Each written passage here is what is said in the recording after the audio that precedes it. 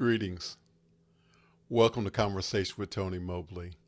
Today on Conversation with Tony Mobley, today I have a guest that wears so many hats. We're going to have a great conversation talking about all of the things that she does. Her name is Tamra Pica, and this is episode 28 of 2025 of Conversations with Tony Mobley. We are powered by Mimo Live, and I want to thank the team behind Conversations with Tony Mobley.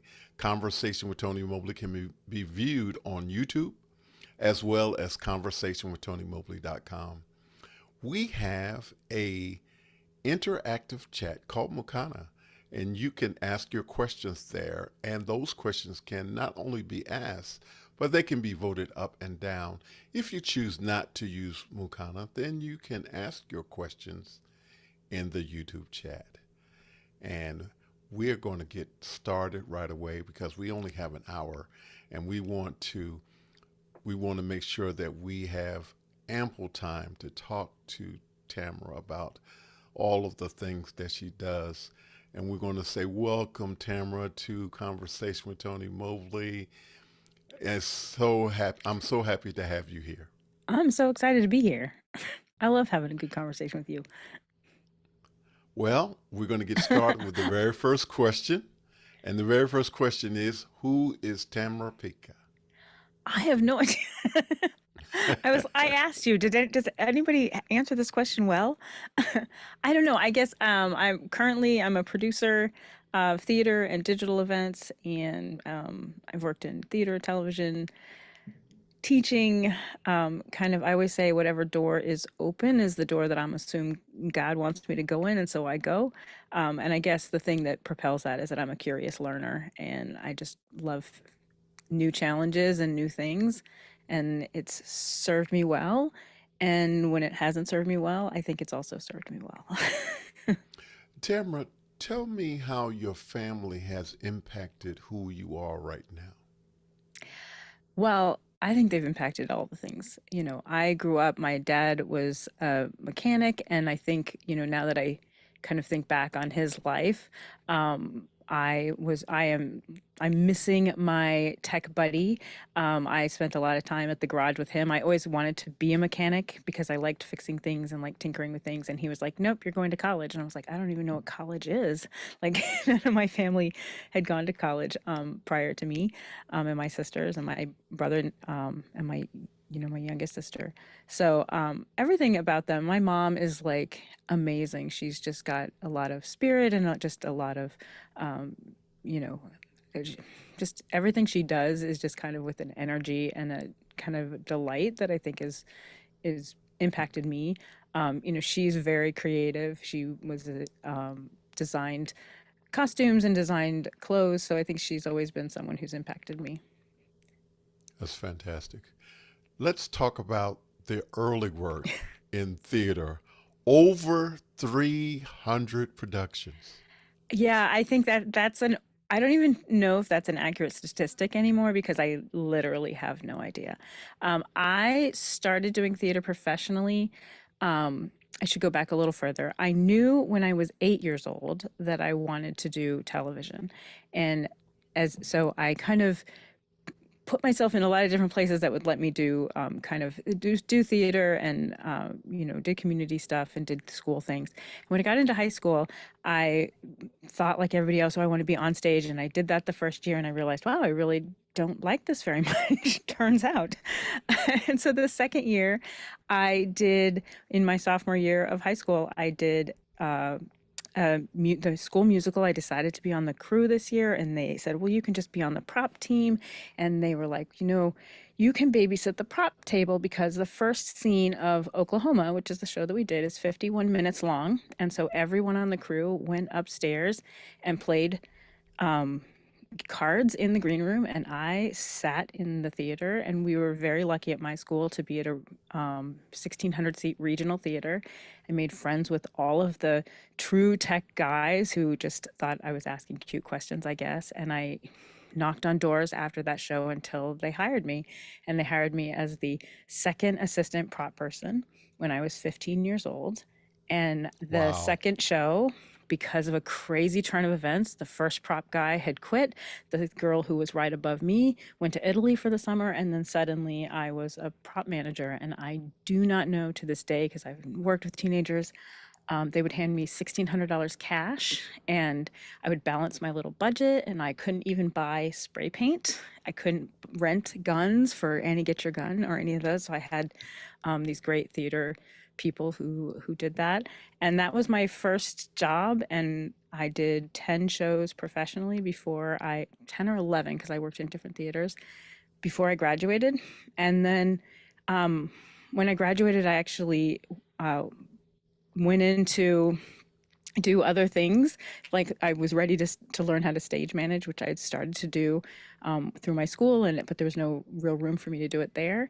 And I met my current producing partner as he was leaving.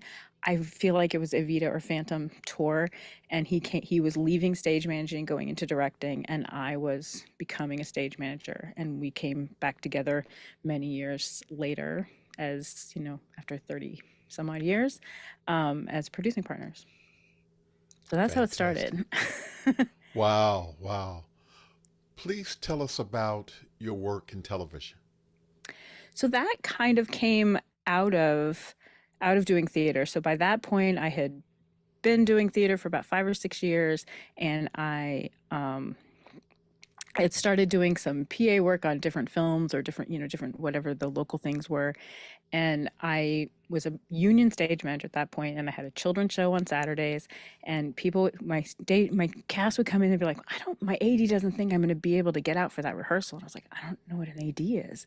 So I went to all of my friends and I said, "Please take me on your shows." And so I went to a soap opera and General Hospital and hung out, and then I went on a sitcom and hung out, and then my friend took me to this little tiny show on the Warner Brothers lot called Homefront, and I hung out there almost every single day for like the entire season, and became Wow. really great friends. That was like my first kind of, I used to sneak onto the lot. I mean, this was pre 9/11, so you probably couldn't do what do this now.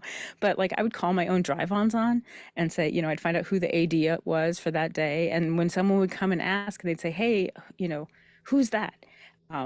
Who are you? What are you doing here?" Someone would walk by and say, "Hey, don't mess with her. She's my granddaughter." Didn't know who that person was.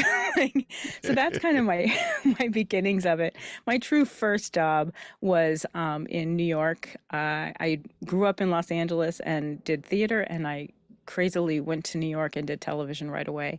I worked in two soap operas, Guiding Light and As the World Turns, and interned for a couple years. I also they had a viewer feedback line on Guiding Light where people call and tell them what they think about the show, and I would be the person on the other line typing in 1,000 calls and doing that.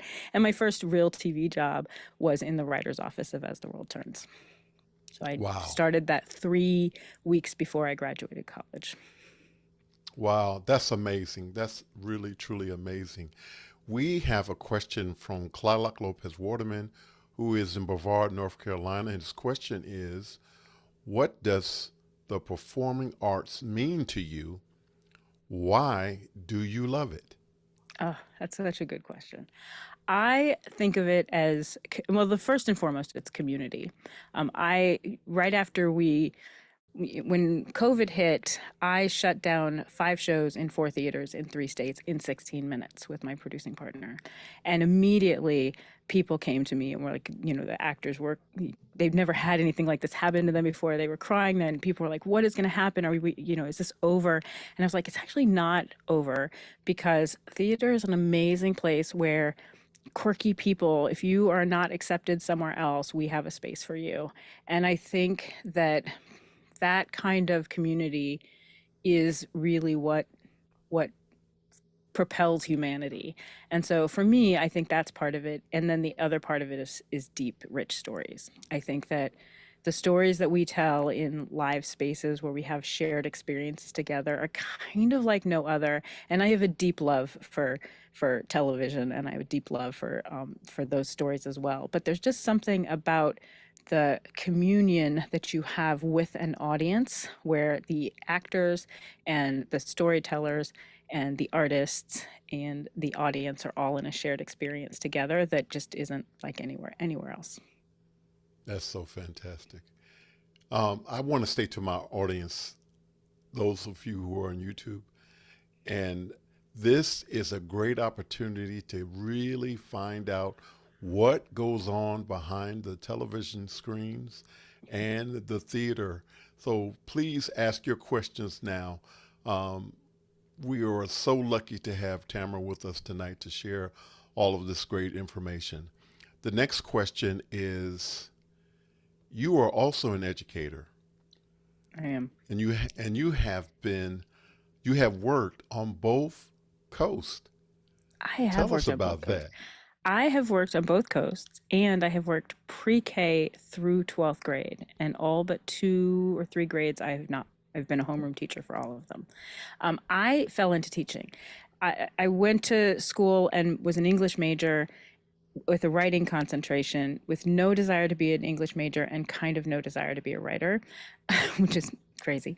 But I fell into teaching when I'd worked my way up from, as the world turns, I worked my way up to a development executive position, and I've been with Bonnie Raskin Productions and a first look deal with Fox for 3 years, and my contract was ending just at the time that my dad had been diagnosed with cancer. He had been diagnosed with cancer the year before, and I knew he wasn't going to get better, and I don't know that my dad or my mom knew that he wasn't going to get better.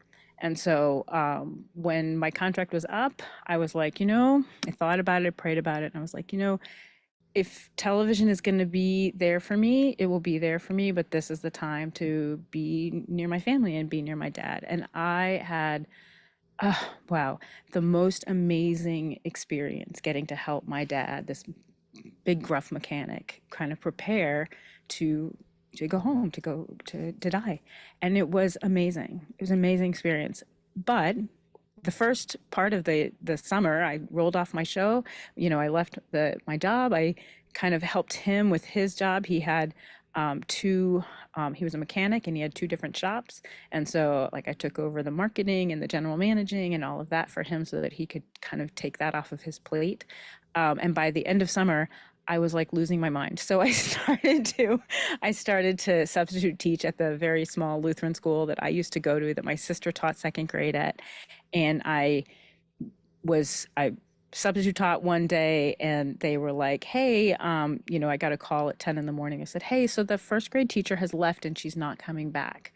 Would you come in and be a first grade teacher? And so that was my first time teaching. I taught first grade for 2 years. Then I decided to leave, and there was a second grade position at a different Lutheran school where that second grade teacher's husband was dying of cancer, and I just felt called to apply and got it.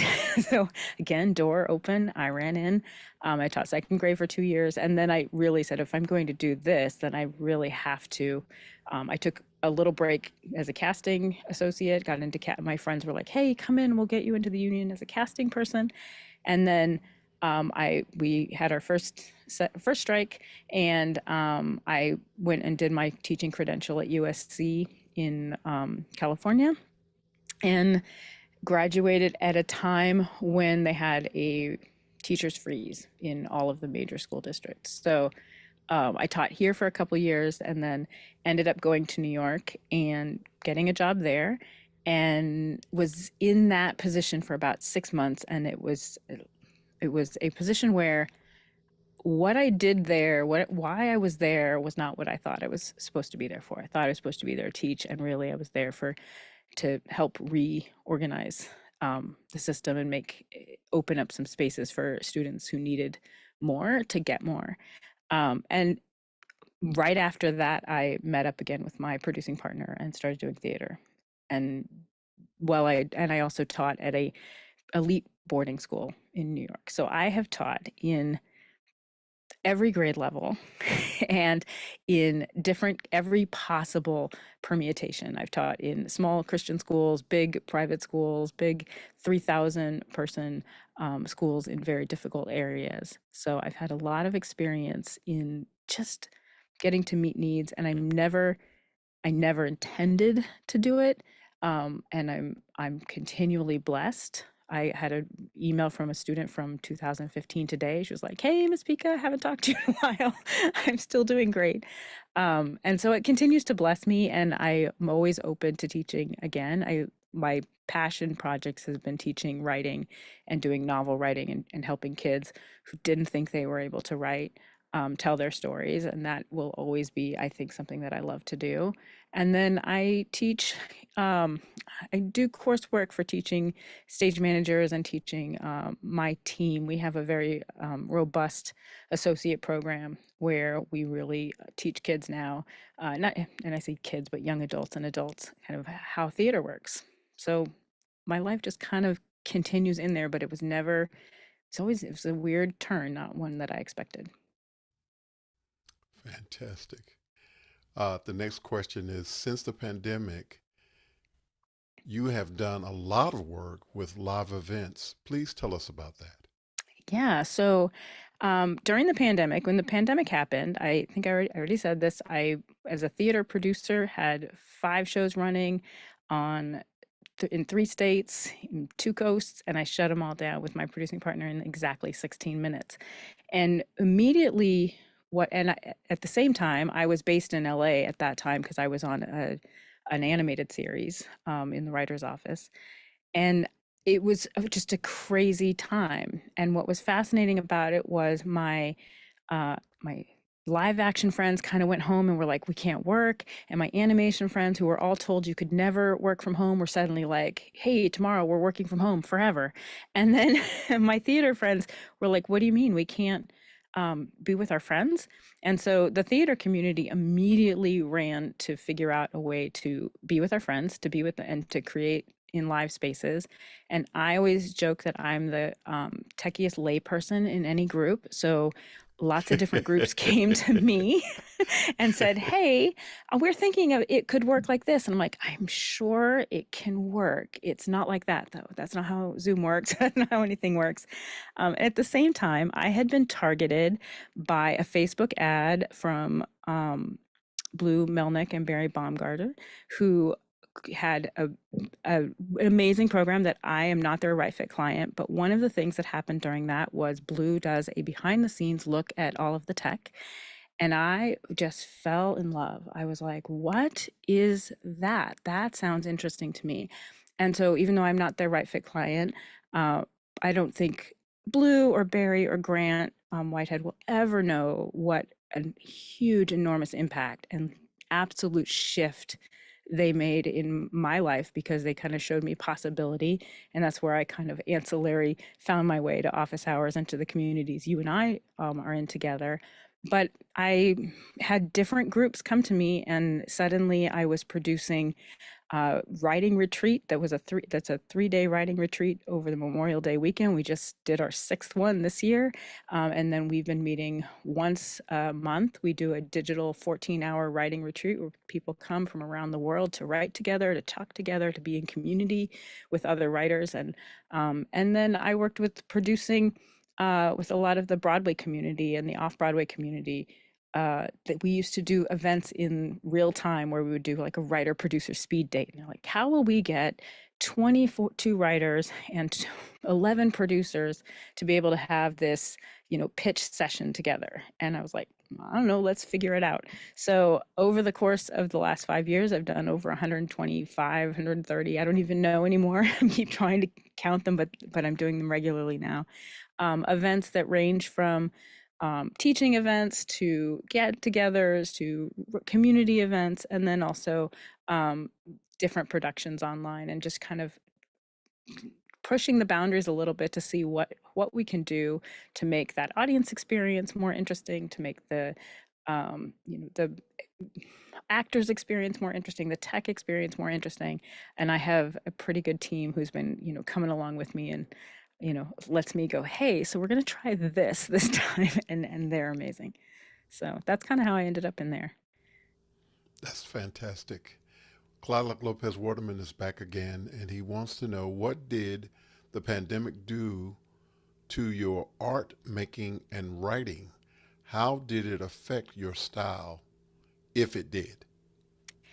So for me, I think the art making has given us more possibilities because one of the things that being in these digital spaces have done for me personally is made me really think about community and what theater does and also what it doesn't do. And so one of the things that it doesn't do is it doesn't meet the needs of people who can't get to theater. And so I've been really been very passionate about finding out ways that we can break down those barriers and also create something new. So it's given me a little bit of chance to do something new. My own writing, I love writing, but I love working with writers more. And so it's really given me the opportunity to just meet with writers one on one and to work on their scripts and to work through things. Zoom makes it so much easier to just be able to kind of set meetings. There's no driving, even in the recent days when I've pitched things. The fact that I'm not driving somewhere and trying to navigate parking and navigate all these things, it really has given me a lot more time to be more deliberate about the kind of art that I want to do and to be able to work with writers from around the world. So I've produced shows from Australia. I've produced shows from writers from Massachusetts. And what's nice is I can now bring a writer in, I can develop their project in LA, I can get them into rehearsals through Zoom and I'm not really, it's not stuck because we have amazing people in New York and LA, but to be able to open up and have a global community is amazing. And I really value just the friendships that I've been able to nurture. A lot of times people will pitch a project and they want to know if a project is good or bad. And I'm always looking for people because I work with the same people over and over and over again. And, when I'm looking at a project, I'm looking at the people that we're going to assemble together because you want to spend time. If I'm going to spend 14 hours in a tech with you, then I want to know that, that you're a great person. So it's really helped me to clarify what I love doing, which is giving opportunity to people who don't normally have that opportunity, helping. I love early development phases. So my show, I will possibly never go to Broadway with any of the shows I develop because I just really passionately believe that both people, that, my team, I get early career people and mix them with seasoned professionals and help them grow. So that's what I've realized over the pandemic that I just value so much, that I love to watch people grow and to create spaces for people to do their best work.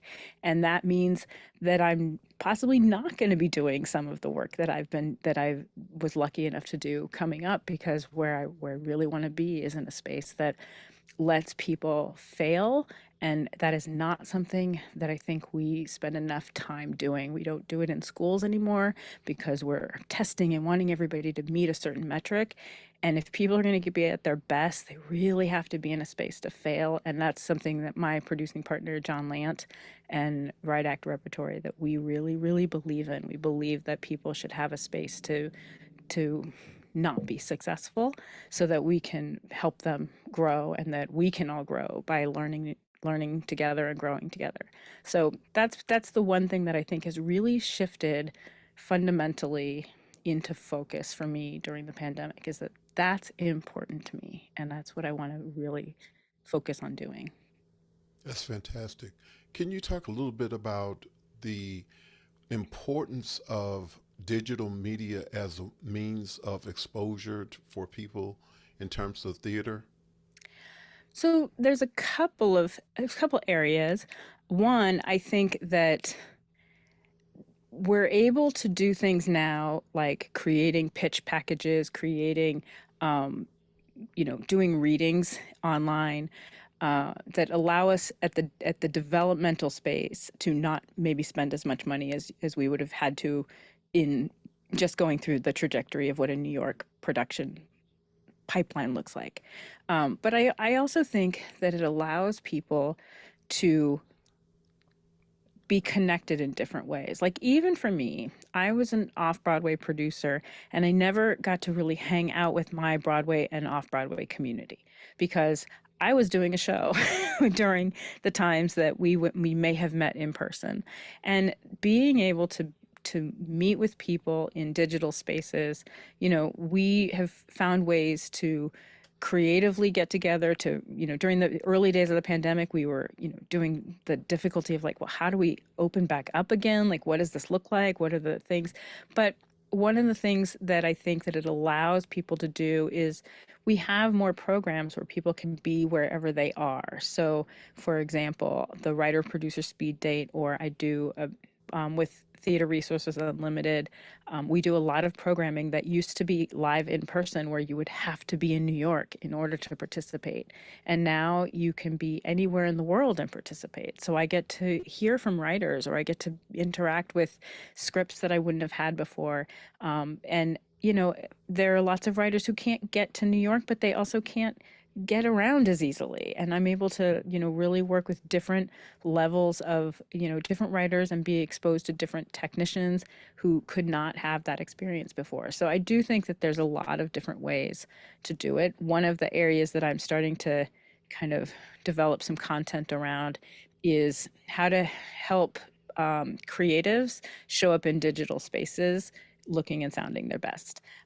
So in the cheapest, easiest way, unlike our office hours friends who are like, here's the most expensive route.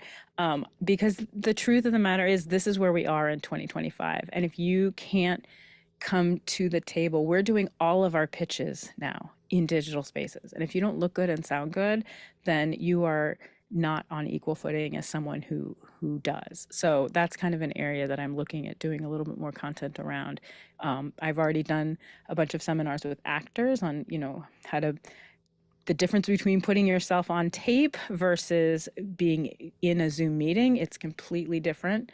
And so those kind of things, technology gives us the opportunity to level the playing field in so many different ways. And for me, I think that is in connecting people in community, and it's in being able to present yourself in spaces that you may not have been exposed to before, and it's giving you access to people. So I think that technology for me in, every part, but particularly in the arts, I think that community piece of it, where we're able to be more global and have conversations with people, is so special, and is really the foundation for me. Absolutely, I agree. And speaking of being global, we have Ken Jordan coming in from Surrey in the UK, and his question to you, Tamra, is I just want to say before I read the question, he is up very late for him. I know. He Doing the is up math. extremely late for him. His question is, Tamra, you've cast thousands of actors and built countless creative teams. Beyond talent and experience, what's the intangible quality you look for that tells you this person will thrive in this project, and how did you learn to recognize it? Wow, what a great question. That is a fantastic question. So I can recognize it in I have a little we have a little right act, what is an ideal right act person, because for me it's someone who's curious and who's interested in learning and who's kind of willing to do anything. My producing partner and I both come from the long line of, we did a bunch of stuff for free and we just really learned all of the things. For me, when I started, and I think I was probably wrong, but I believed that I would not be a good stage manager unless I knew all of the other things. So I went to my lighting designer friends and said, "Hey, can you let me tag along and be your assistant for a couple of shows? And can you be can I be a sound designer? Can I do all these things?" And I am not great at any of those things. That is not where my zone of genius is. I am competent at all of them and probably good at many of them. But so that's what I look for. I kind of look for people who just have a certain attitude of, they just want to be there, they just want to learn. We can kind of tell. We always start with like 40 or 50 kind of associates, and it dwindles down to like our rock star six. And I think they end up being people who are just willing to show up and willing to really do the work. I have a lot of people who will say things like, I'll say, hey, I've got a digital show on Sunday. I'd love to get, who's available on our team. And I get a lot of, oh, they don't work nights and weekends. And I was like, they were theater majors. I think they chose badly. So for me, it's really, I was like, I'm not really sure when you thought you were going to work. Or I'll get a call and I'll be like, can you help so and so? They just want to do the producing things. I'm like, the producing things are like my job as a producer is to clear space so people can do their best work. And that means that I might be picking up the props or doing all the stuff. So, um, so I think the main thing for us is that someone who's got a good, uh, just kind of a good attitude, but also I will give my producing partner an amazing credit. He is the king of being able to take a group of kids and go, this person should know this person. And the biggest joy for us is like, getting to sit back in the green room and go, hey, did you see what Jen did today? She's amazing. She's like watching people come into themselves. So I'm never looking for fully fledged humans. I'm looking for people who just have that spark of something or interested, and I don't really care. We've had kids on our team who people are like, why would you hire them? They come with so many issues. I'm like, yeah, but look at what they're really great at. I may have to go back and fix some of the things that they're doing, but watching them come into their own and figure out their space, that's kind of what we do. And it's a joy. So that's That's what I'm looking fantastic. for. Yeah, I don't, I will hire the person that no one else will hire, and it will be a benefit to my team 100% of the time. Wow, So that's it great. is not this, like my criteria for hiring is very, very different. There are definitely kids on my team where you'd be like, what? But they are a joy, a pleasure, and bring something for me and my producing partner to learn and grow. And for if we're not learning and growing, then we cannot be good examples to kids where we're asking them to stretch and out of a comfort zone.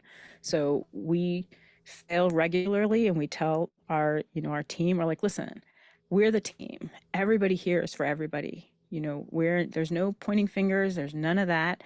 It is, we're going to fail in front of you. We're going to fail miserably in front of you. We're going to talk you through how we did that. Because if you can't be comfortable in not getting something right, then when you get into an organization where that is, it's life or death, you're just not going to have the resilience and the skills that you need.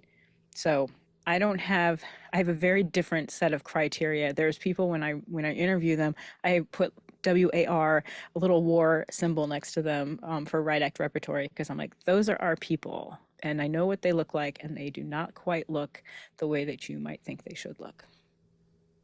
Wow, amazing.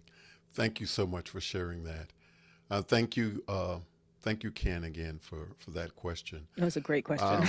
Um, yes, it was.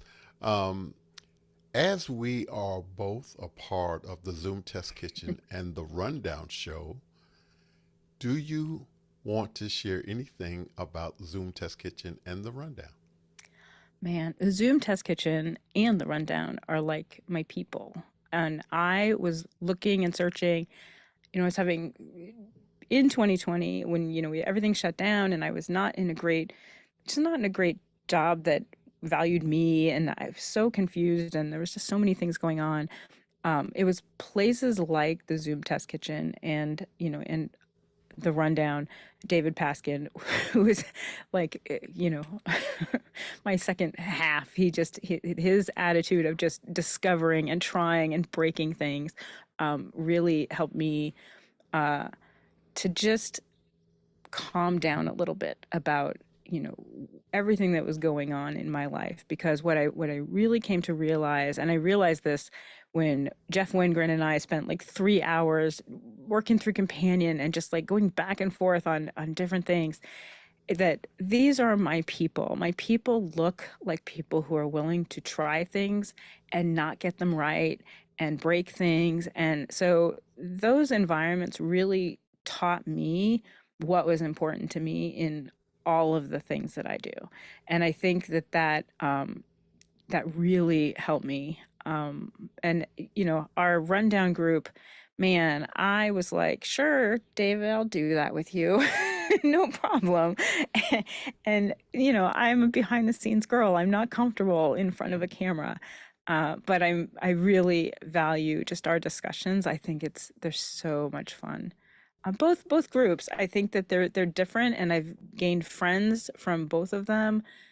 Uh, but again, like I just feel like I was able with both of those groups to just nail down who my tribe is, who my people are, and be really more calm myself about, you know, where I am, what I'm supposed to be doing with my life, like what should be or could be.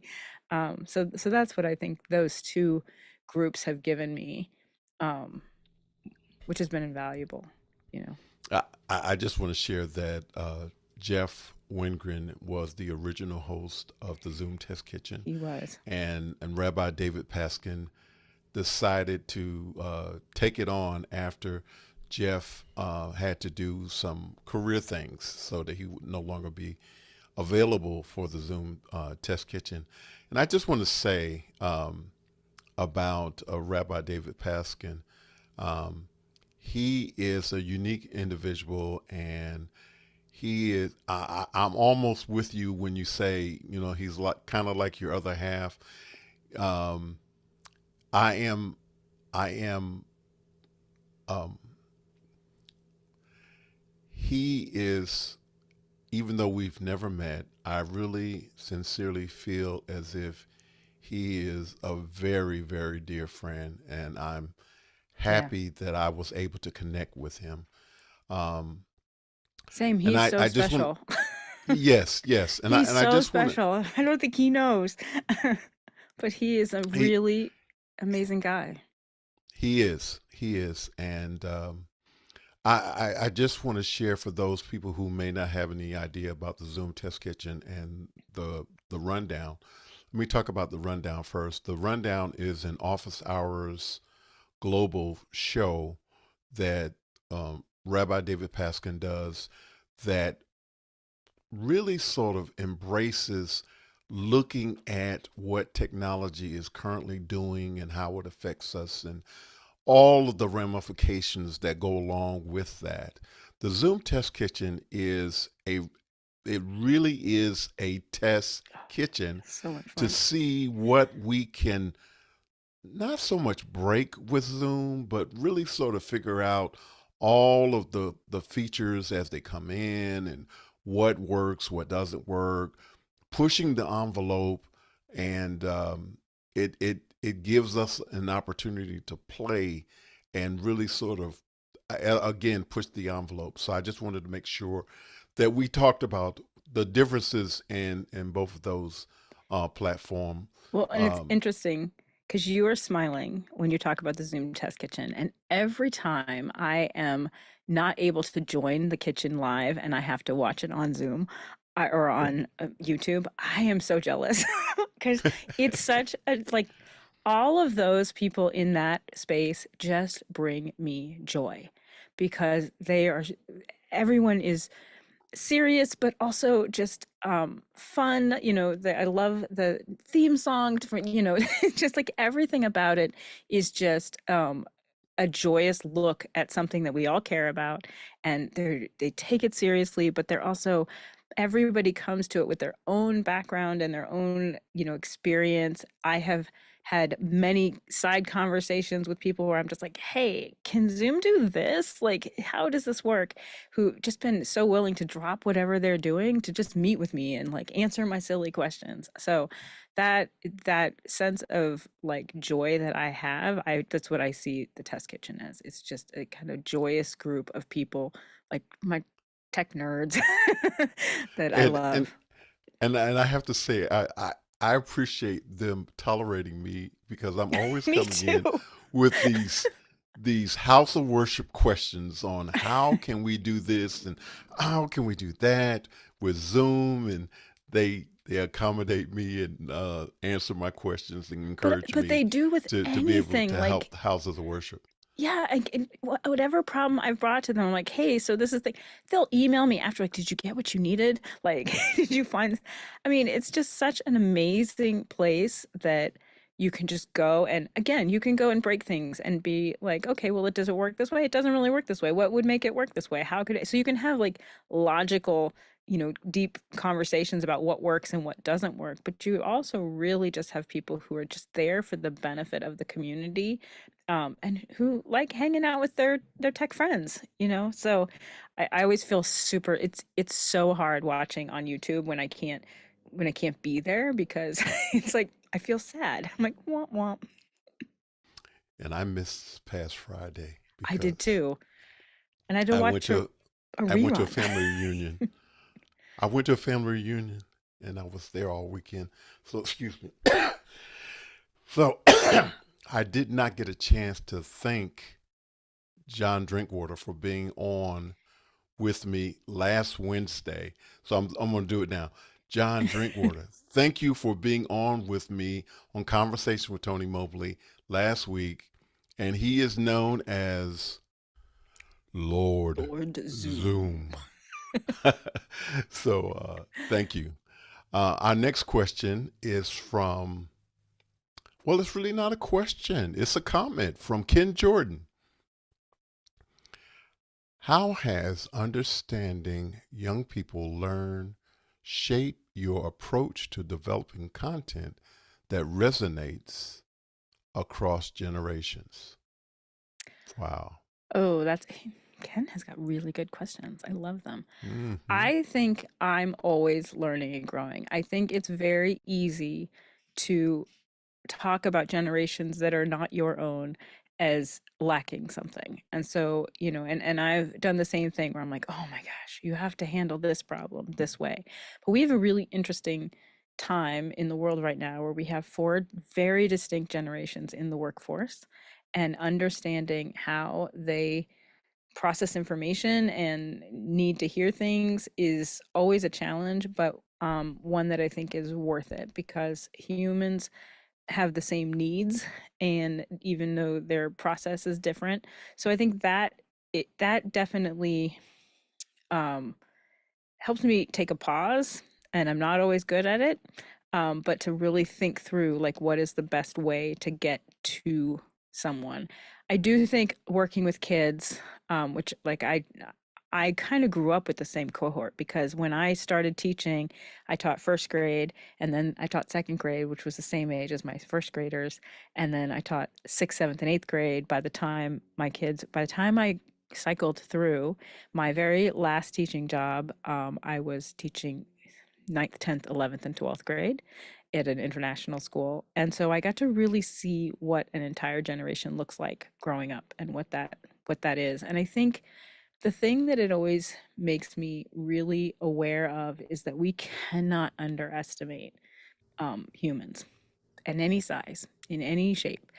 The best storytellers are 4 to 6 year olds, and they are the worst Wow. writers. And they're the worst writers because they don't have enough vocabulary. But when you, like, I have a little trick with them where I have them draw out their pictures in sequence of their story, and then I sit with them and I ask them to tell me their story, and I label all of the things on their picture. I'm like, oh, a dinosaur. That's amazing. Does your dinosaur have a name? That's a sun. And then when they tell me their story, I have them write it out in highlighter, and then they carefully trace over it in pencil. And about 3 or 4 months in, they do not have any time to wait for me. But now they have vocabulary to write their own stories. And kids are amazing, amazing storytellers. And they become less so when we start constraining them with how we want them to write. So that has always made me realize that when we are telling stories, everybody has a story to tell, no matter what age they're at. And we cannot underestimate the value that humans have at every single age group. And so I think that's the thing that has given me, that's what I really love about teaching, is that it gives me a chance to see and to be reminded that we are all storytellers. We are all learning and growing at different rates. And if we don't have compassion and empathy to allow people the space to tell their stories and the space to grow into the humans they're meant to grow into, then we're going to continue down this path of living in a world where people don't see each other as humans. That's probably the Wow. value I've gotten from working with those babies. Thank you so much for sharing that. Ken is back again. How has your appearance on the rundown influenced your day to day production work? What, if any, has changed as a result? Ken is Well, hitting them out of the park tonight. he's so good. Um, I hadn't really thought about that, but I will say that I'm not comfortable in this digital space yet, but it's made me more comfortable, and it's made me comfortable in ways that I think has opened up some doors that I didn't think would open up. So in the last 2 or 3 months, one of the things that has opened up are these series of oral history projects where I've been doing records with uh, people who've been, authors who've been around for a long time, and for with some women in theater who are, helped shape, who created space for someone like me to come in and be a producer off Broadway. And so I would not a million years have been sitting in front of a microphone. I would not have understood anything about sound, if I didn't have someone like Mickey who is so patient with me and, takes me through everything. But it has opened up some doors that I didn't think were there. And it's also challenged me to think about what technology is doing, both good and bad, and what is my place going to be in that? How is that going to affect things?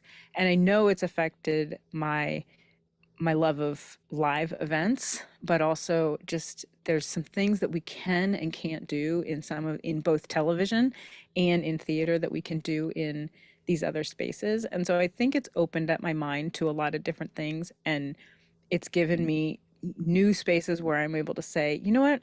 I'm going to try it. I'm going to try to learn Riverside. I'm going to try to, Scott Tupper, thank you for sitting with me.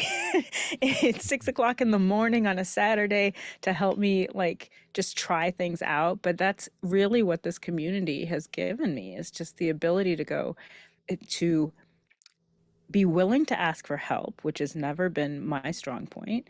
And so to be able to ask for help and have people just give of themselves so generously has also made me want to give more generously. And so I think that's where um, being on the rundown has definitely opened up doors. I never thought I would have a podcast or that I would be, recording people, but now I kind of like it. Who knew? I want you to talk a little bit about when you said community, who you're talking about, so that I know who you're talking about. But those who are listening, who is your community, the community that you're talking about? So I have a lot of communities. The tech community of office hours and of the rundown and Zoom Test Kitchen is one community that has kind of formed in my life into something that is just invaluable to me. And the other communities that have kind of emerged over the last 5 years since COVID was this deep theater community of Broadway producers and off Broadway producers and writers and people all over the world, and then also a writing community. So all of these different communities have come together to that they all have certain things in common. One, that they're willing to learn and they're willing to grow and they're willing to ask questions and they're willing to fail and they're willing to help others. So I think that these digital spaces that we've created for me has created friendships that people that I haven't met, and then I meet them in person and it's like we're so close. So I think that for me has been really the true gift of COVID, is that it just, for me, I've thrived since COVID. I've been able to just kind of come out of my own insecurities and my own shell, and really be able to even accept things about myself that I would not have been able to do without other people who've been willing to just be supportive and be like, hey, this is valuable. What you have to contribute is valuable, and what someone else has to contribute is valuable. And I think that's what is the real gift of office hours, of your show, of everybody, is this ability to come together and have these deep conversations. It's like been life changing for me. And we're down to our last two questions. But before we get to those last two questions, I want to give you the opportunity to give a shout out to Mickey McAture. And the reason why I want you to do that is because I don't think that there is anybody that's a part of the office hours community and adjacent communities that has not had some kind of help No. or support from Mickey. So I'm going Yeah. to give you that opportunity. Man, Mickey is like no other, because this Mickey's like the person who, when I met Mickey, I was very nervous because I was helping out finally behind the scenes in office hours, and you know JJ and Mickey both were like, so helpful to me, but also just made me so nervous because they're so good at everything they do.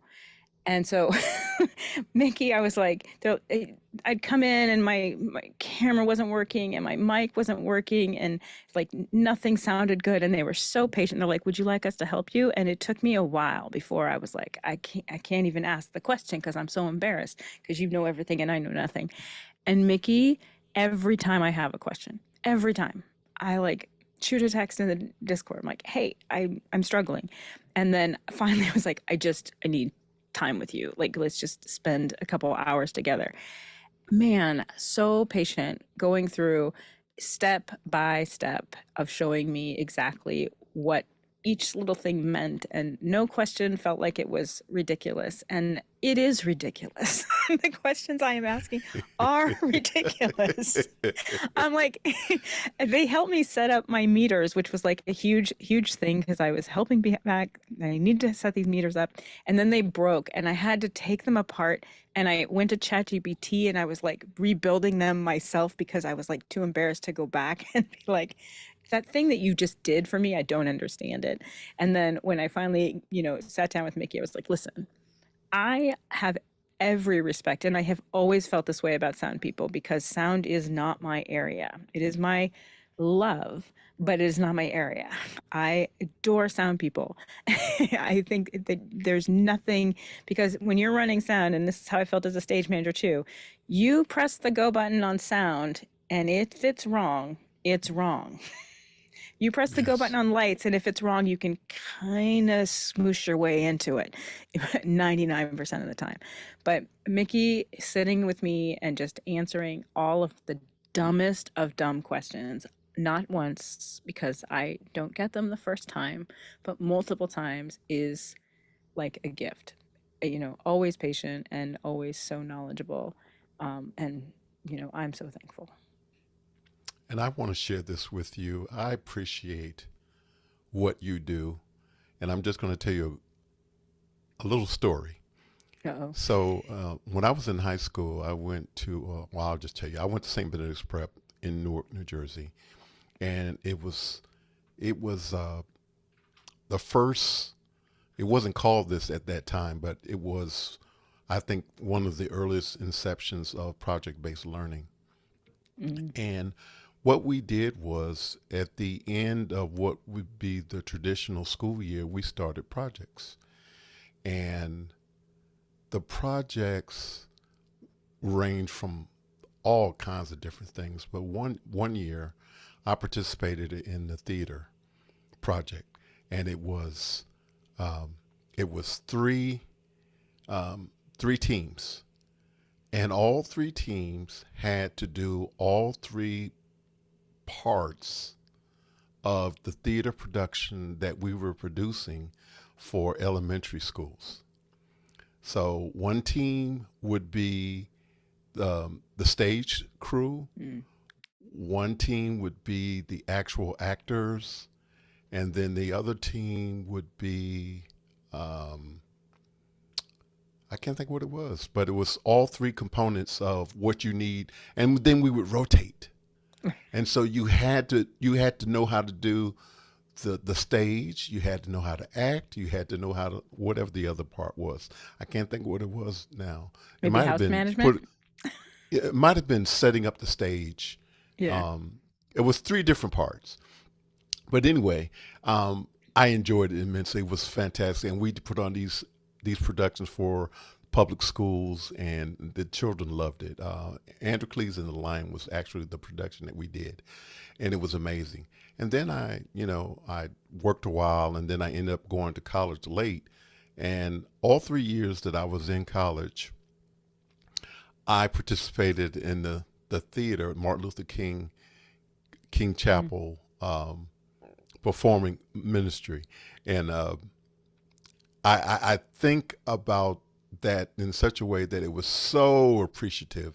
I'm so appreciative for what you do because of those kinds of things. And Ken is slipped in another question. If you could design an AI specifically for entertainment professionals, what would it understand about storytelling that current LLMs miss? What the gap? Hmm. What is the gap between we have and what creatives actually need?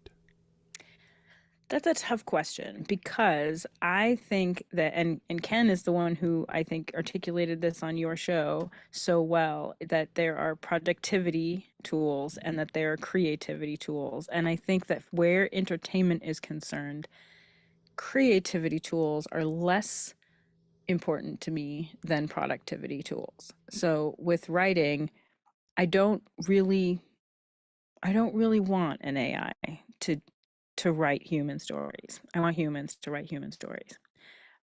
But there are certain things that it does now where it is so great um, at tasks and also at I use it even sometimes with my writing clients because it's very, very difficult to hand off your baby to someone else to give notes to. And so, I've been working with a lot of writers on how to use the what we have now in ways that support creativity.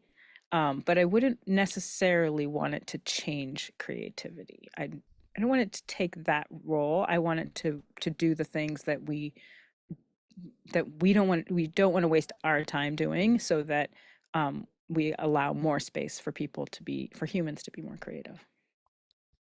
So I don't We're think down that to really our. answered the question well. I think I Ken don't is know. be satisfied with that. I think, and if he's not, he's going to let us know. He's gonna let us know. We're down to our last question. Again, I want to say thank you so much for being here, and I appreciate you. You are speaking to the world. What do you want the world to know? um I think what I want the world to know is the thing that I really kind of base my world around. Everybody has a story to tell. Whether you are a professional storyteller or you are you know, you're just a regular guy. You have a story to tell, and your story is meaningful to someone else.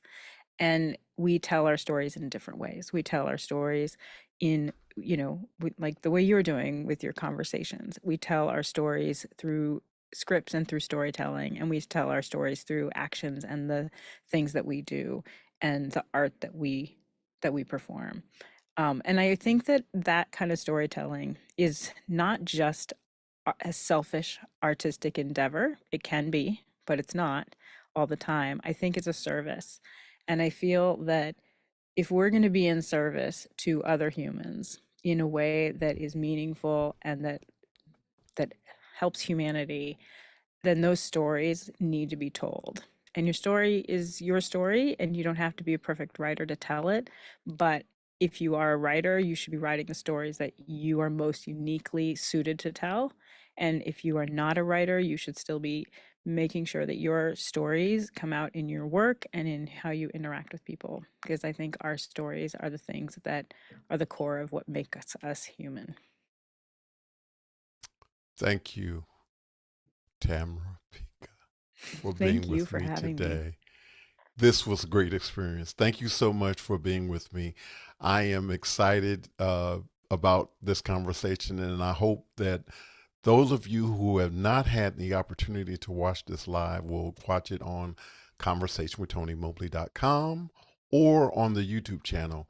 Conversation with Tony Mobley is produced by Value Audio Visual Professionals who meet daily on Office Hours Global, hosted by Alex Lindsay. We want to say thank you to Mimo Live. This conversation, and we have been using Mimo Live now for more than a year, and we are extremely happy with the Boink software that allows us to have all of these wonderful things going on during the course of our conversation. We have conversations with real people. Stay tuned for new episodes and great conversations. You might say, well, great conversations. How can you say great conversations? Well, it's a great conversation because it is a conversation with regular people. It's a conversation with people who are unique because everybody is unique and everybody has something special to give in a conversation. We want to thank you for the 100 plus episodes of Conversation with Tony Mobley. And when you have time, we ask that you go back and look at those 100 plus conversations. We think that you might find something that hopefully is helpful to you. We want to thank Tamra Pica for being a part of our conversation today, for doing the work you do, and for being the person who you are. So, next week, I'm going to say that you really want to tune in next week. It's hard for me to describe the conversation that I'm going to have next week because lawyers are involved. So let me just say that my youngest brother, his name is Derek Mobley, he's going to be on with me next week. And we're going to talk a little bit about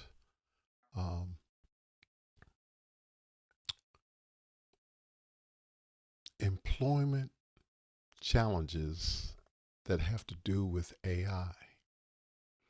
And as I said, there will be more information coming once the lawyers allow us to talk more concretely about the conversation that we're going to have next week. So I ask that you tune in. It's going to be extremely interesting. We have conversations with video producers, musicians, educators, mental health experts, filmmakers, musicians, and other creators. Please continue to join us for more interesting conversations with interesting people. Please like on YouTube, Conversation with Tony Mobley.